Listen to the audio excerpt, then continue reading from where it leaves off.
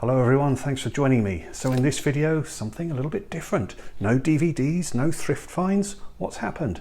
I've actually spent money on buying movies from a boutique label, Blu-rays from Indicator. So the package arrived today.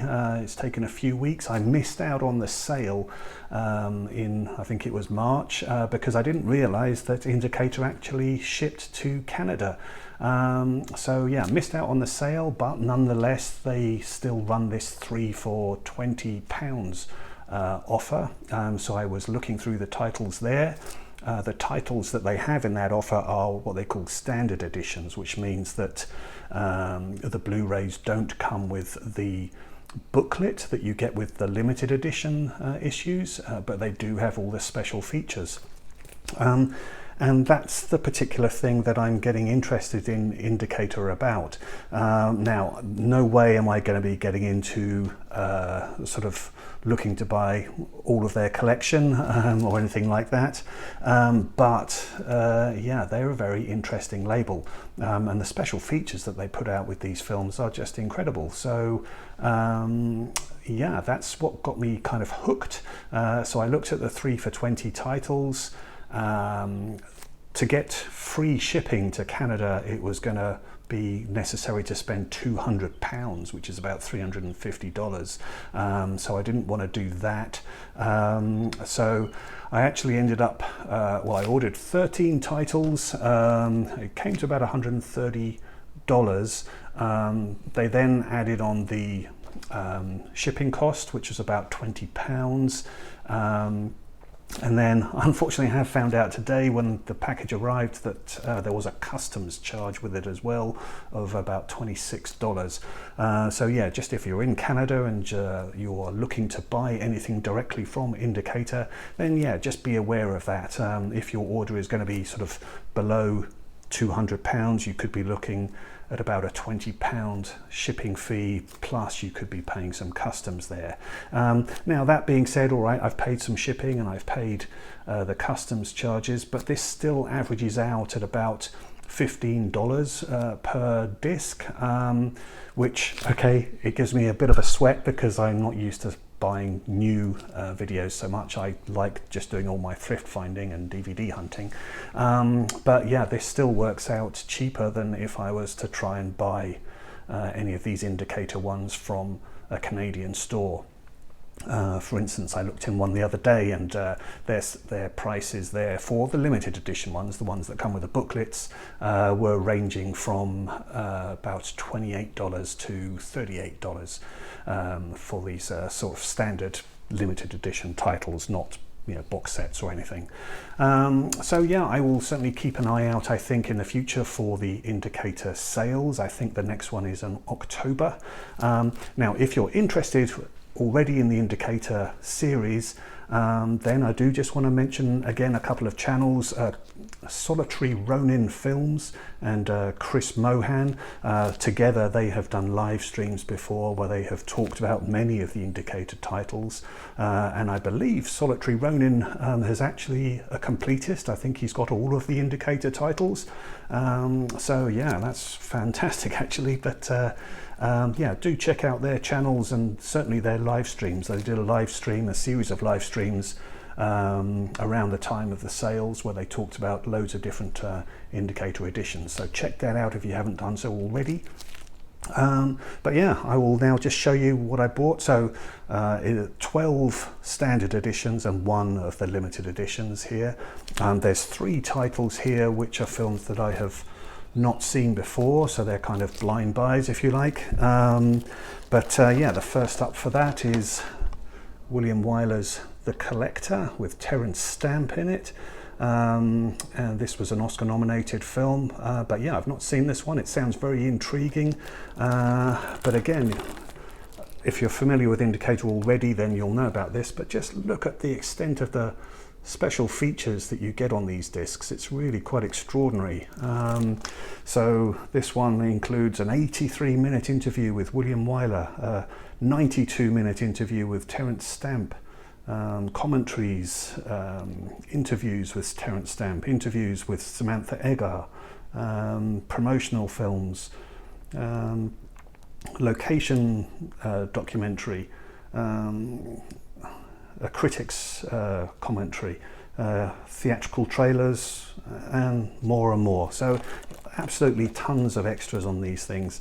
So I'm going to be interested to look at those. I'm not normally speaking, needing to see all of the extras. That's not something that really draws me to buy a film necessarily, but again, like I say, in the case of Indicator specifically, I think they certainly seem to be demonstrating that they're putting a huge amount of work into how they release these films. So yeah, that makes it very interesting. So the next one up of the films that I have not seen before is Michael Powell's Age of Consent with James Mason and a very young Helen Mirren. So I'm going to be interested to check this one out.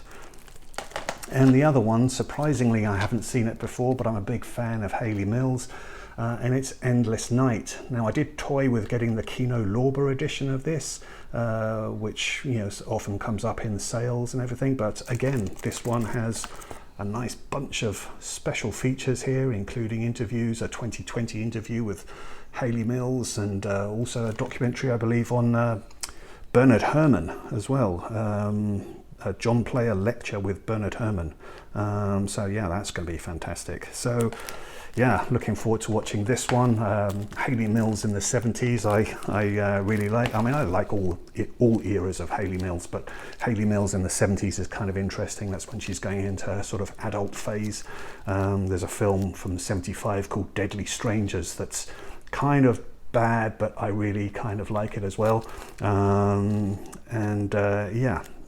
But Endless Night is one that I've been wanting to see for quite some time, so glad I now have it.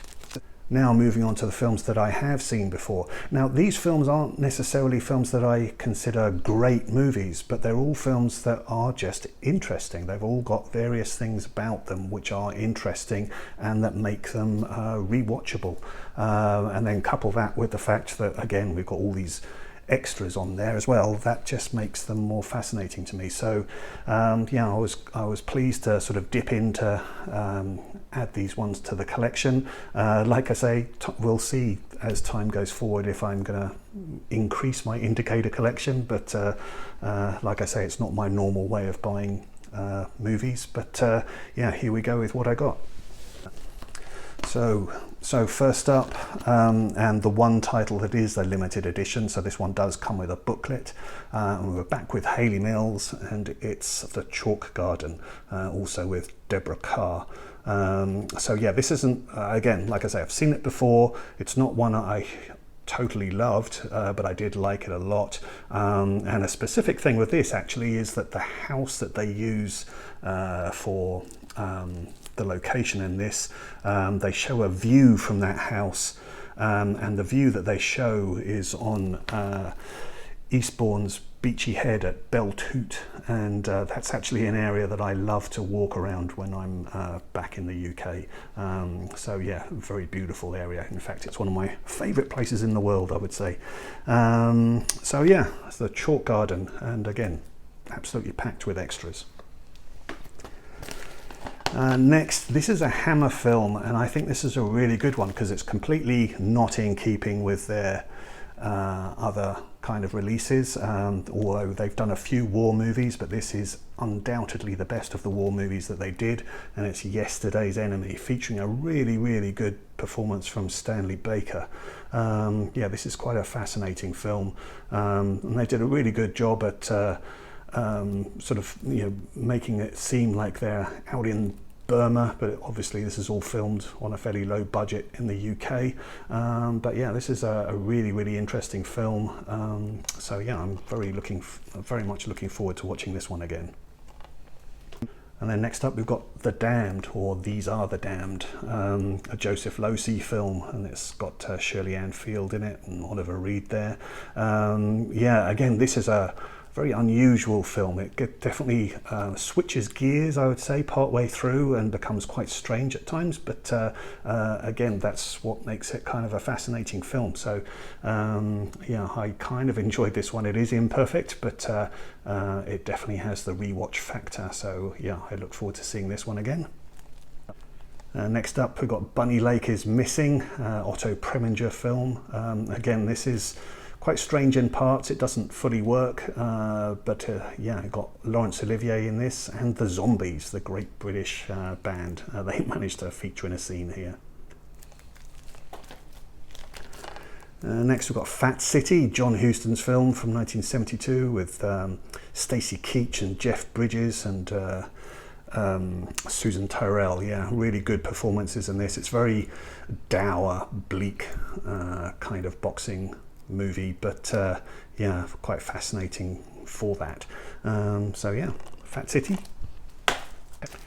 Next, Experiment in Terror from Blake Edwards, and I remember really enjoying this. I saw it on the Criterion channel, and the opening of this movie is just fantastic, and definitely if you have seen Scream, then it's kind of reminiscent of that. You've got this sort of ominous, malevolent voice on a phone talking to a woman at the beginning, and yeah, things develop from there. Very tense opening sequence, and it's beautifully shot, this film, as well, in black and white. So yeah, lots of really great scenes in this. Stephanie Powers also in it. So yeah, from Blake Edwards. So he did a lot of the Pink Panther movies, but this is a really good, gritty, suspenseful thriller.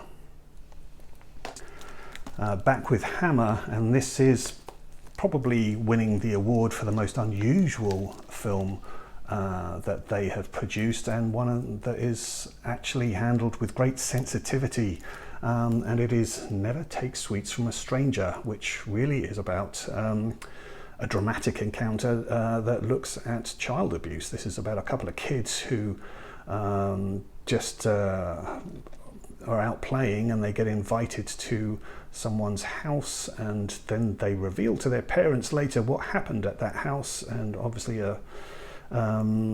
things escalate from there. I was really surprised when I saw this, just how sensitively this rather delicate subject matter was handled by the filmmakers, and yeah, really fascinating film to have been produced by Hammer. So Never Take Sweets from a Stranger. Next, Bill Forsyth's Housekeeping, which was actually filmed in Canada, which makes it interesting. So yeah, some very interesting locations that are in the interior of Canada here, around Nelson and Castlegar, I think.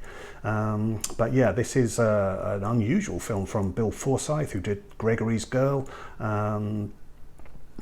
Yeah, it's quite quirky. I remember I didn't fully love it when I watched it, but again, it's one of these kind of fascinatingly odd films that has a rewatchability factor. So yeah, I look forward to seeing this one again. And next is Hardcore with George C. Scott from the 70s here, 1979 actually. I thought it was a bit earlier than that. But yeah, this is a really sort of gritty 70s movie with George C. Scott as a father here, looking out for his daughter who may have got into prostitution. But yeah, very bleak and dark kind of film, all that kind of grittiness of the streets, very in keeping with the sort of Taxi Driver kind of feeling. So yeah, this is an interesting one again. So yeah, Hardcore, directed by Paul Schrader. And then leading on to that, one which I haven't seen for a long time, but it's Paul Schrader's Blue Collar with Harvey Keitel and Richard Pryor. So yeah, looking at the state of workers in the 70s and unionization and that kind of thing. So yeah, a long time since I've seen this. I really don't remember it very well, but yeah, it's a highly regarded one in Paul Schrader's career. So yeah, so there you go. That's 13 titles that I've picked up from Indicator. I have a bit of a cold sweat, like I say, from buying new movies. That's not really what I'm used to doing, but yeah, I'm pleased to have these. Yeah, as other people have probably commented as well, I mean, Indicator did a fantastic job of packaging these. The box arrived. It was a very light box when it arrived, and I wasn't even sure if all the movies were in there, but yeah, they were perfectly packaged in bubble wrap and supporting bubble cushioning as well. So yeah, great job on the packaging. So yeah, now I have these movies to dip into, as well as all the DVD haul that I showed you in my video yesterday. So I've got a lot to be getting on with. But yeah, let me know if you've seen these titles, and like I say, do please check out the channels of Solitary Ronin Films and Chris Mohan, and also I should mention Damn Fool Idealistic Crusader, his channel as well. I know he picked up a lot of titles in the Indicator sale, and yeah, I was quite envious when I saw all those limited editions that he managed to pick up there.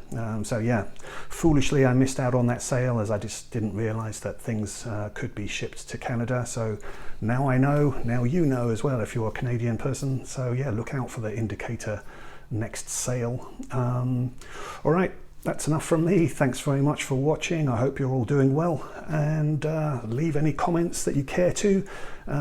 Please like, subscribe, all that groovy stuff, and I will see you again. Thanks very much. Bye bye.